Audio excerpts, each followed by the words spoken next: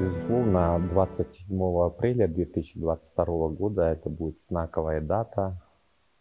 С одной стороны, мы должны оглянуться назад, посмотреть, какую дистанцию мы прошли, чего республика добилась. В том числе каждый из нас может задать вопрос: а я что сделал для того, чтобы родная республика развивалась? Безусловно, то, что мы находимся в составе Российской Федерации, это говорит о том, что у нас есть задача развивать не только родную республику, но и Россию в целом. И с этой точки зрения я думаю, что будущие 100 лет, они будут очень интересными, поскольку мы будем жить абсолютно в другом мире, в мире глобальных информационных технологий, когда цифровизация будет во всех аспектах нашей жизни. И здесь, конечно, будет много вызовов и угроз, которые мы должны будем преодолевать. Как вы правильно отметили, нам необходимо сохранять свой культурный код. И с этой точки зрения я хотел бы отметить, что действительно наши основатели Якутской республики, будь то Максим Амосов, Платон Аюнский, Сидар Барахов, Степан Аржаков, Алексей Широких, их друзья, соратники. Особо я бы выделил и Гаврила Васильевича Ксенофонтова. К сожалению, мы его не часто упоминаем. На самом деле он является одним из идеологов зарождения республики, самостоятельности республики. И это в его трудах очень глубоко, проницательно есть, но не все, конечно, удосуживаются знакомиться с этими фундаментальными научными исследованиями. Я хотел бы отметить, что Михаил Ефимович Николаев, как отец-основатель Второй Республики, задал новые тренды, и в первую очередь он, конечно же, уделил большое внимание развитию языка, самобытной культуры нашего народа. И я думаю, что вот для нас важнейшим является сохранение родного языка, его присутствие в обиходе, в официальных мероприятиях. Это не для красного словца, потому что вот в нашем родном якутском языке многое из нашего традиционного уклада жизни. И если мы хотим сохранить свой традиционный уклад жизни, развивать нашу самобытную культуру, безусловно, мы должны сохранить язык.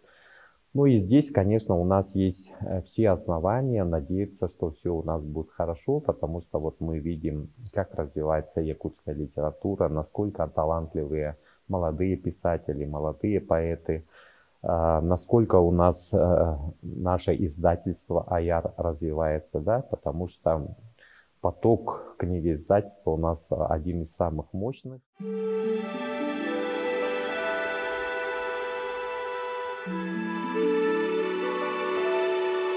Второе, конечно, когда я говорю о цифровизации, у нас сделан огромный задел в этой части. Ну, представим себе, что наши ребята, да, тот же Арсен Томский, компания InDriver, или братья Ушницкие, да, компания Майтона, другие компании, которые сейчас уже на виду, они заложили такие мощные основы для того, чтобы IT-технологии у нас развивались. Это раз. Во-вторых, я хочу отметить, что вот успехи Сахафильма, да, говорят о том, что мы здесь делаем синтез того традиционного, что нам передавалось из поколения в поколение, и новые технологии, новые взгляды на жизнь. И здесь, конечно, основной акцент должен быть на то, чтобы мы сохраняли свою человеческую сущность. Вы понимаете, когда мы хотим жить все в виртуальном режиме, это неправильно. Мы теряем сочность, вкус жизни. А мы должны ощущать этот вкус жизни. И мне бы хотелось, чтобы предстоящие 100 лет вот этот вкус жизни мы старались какими-то способами сохранять, приумножать, потому что мы должны не разучиться контактировать между собой, разговаривать между собой. И в этом смысле, конечно, я хотел бы подчеркнуть роль книги.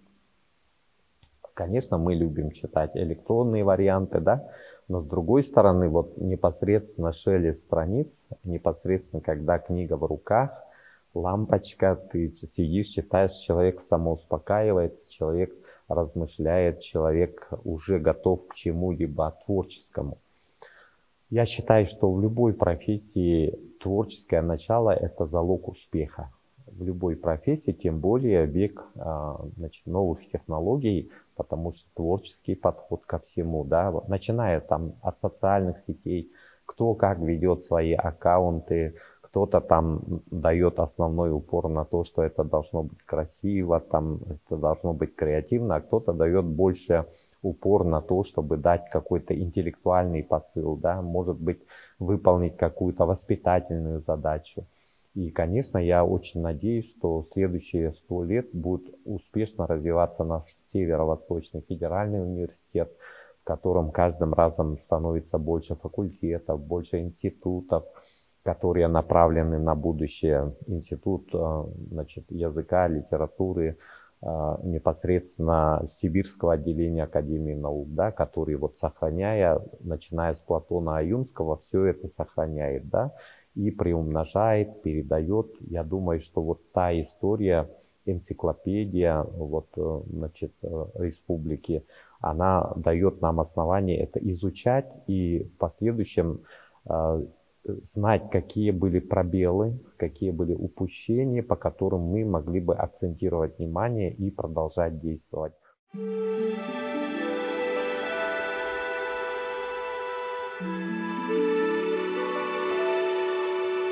Но мне, например, как президенту Ассоциации национальных видов спорта игр народов Якутии Сахада Спорт, который я возглавляю почти 30 лет, в следующем году год столетия, будет ровно 30 лет, как я возглавляю ассоциацию.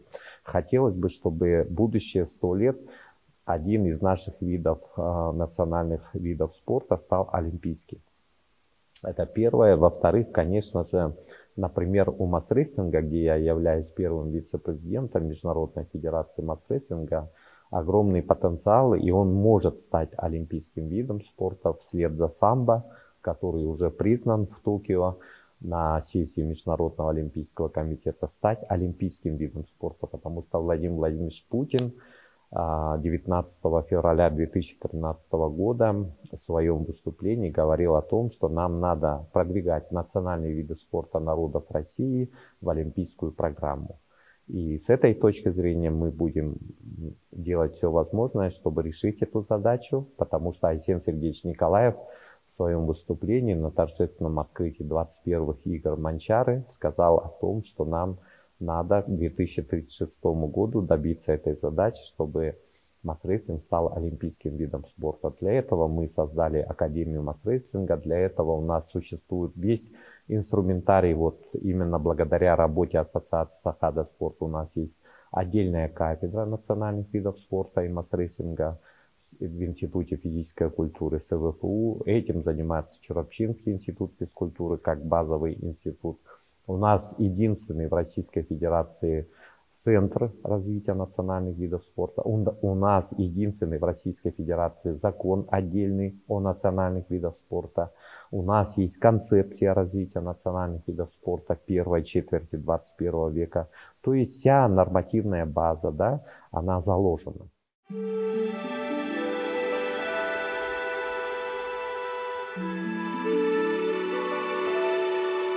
Как председатель Якутского регионального отделения Ассоциации юристов России, который я возглавляю, начиная с 1994 года, более четверти века, я хочу отметить, чтобы правовая культура населения, начиная с детских лет, она была более высокой, потому что мы должны преодолевать пагубные последствия правового нигилизма.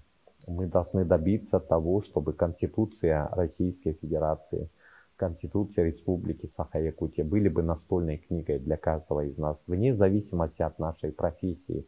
Потому что, зная конституционные основы, реализуя конституционные принципы, мы будем более успешными. Поэтому я хотел бы, чтобы последующие 100 лет Республика Саха-Якутия развивалась динамично и задавала новые тренды для всей России.